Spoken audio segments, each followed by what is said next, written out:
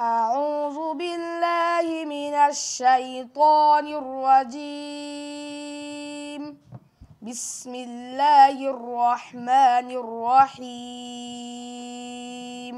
الحمد لله رب العالمين। চোখের আলো নেই, কিন্তু কণ্ঠের মোহনীয় সুর প্রতিধ্বনিত হচ্ছে রাজধানীর কামরাঙ্গীচরের এই হেফজোখানায়।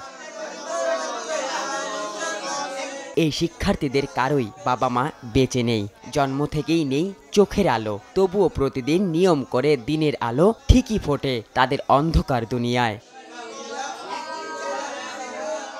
সকালের নাস্তায় ঠিকই জোটে দুমুঠো ডাল ভাত, দুপুর কিংবা রাতের খাবারের পাতে আদৌ কি জুটবে খাবার জানা নেই কারো। তবুও রবের প্রতি আছে শক্ত বিশ্বাস, আর তাই কৃতজ্ঞতা প্রকাশে হাতের ছোঁয়ায় ব্রেইল কোরআনে চলে নিরন্তর তেলাওয়াত।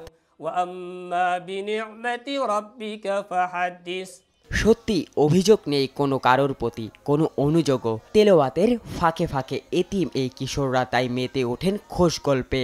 আমি 2016 সাল থেকে এখানে পড়াশোনা করছি।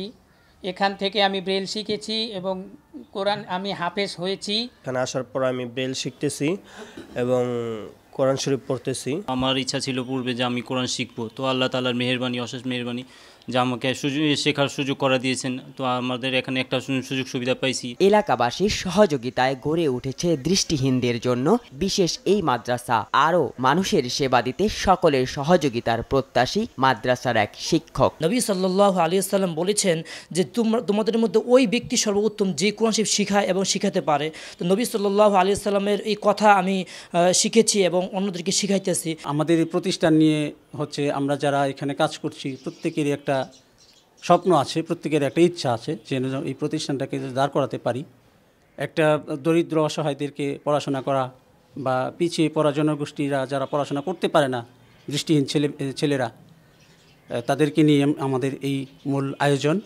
আর ভবিষ্যতে প্ল্যান আছে যে আমরা মেয়েদেরকে নিয়ে একটা কাজ করব, দৃষ্টি প্রতিবন্ধী মেয়ে যারা আছে তাদেরকে নিয়েও কাজ করব, যদি সেই রকম একটা সাড়া পাই। ভাগ্য হতো ছোট্ট এই শিশু কিশোররা সব বাধা পেরিয়ে একদিন ব্যক্তিগতভাবে দারুণ সফল হবেন, এমন প্রত্যাশাই সবার।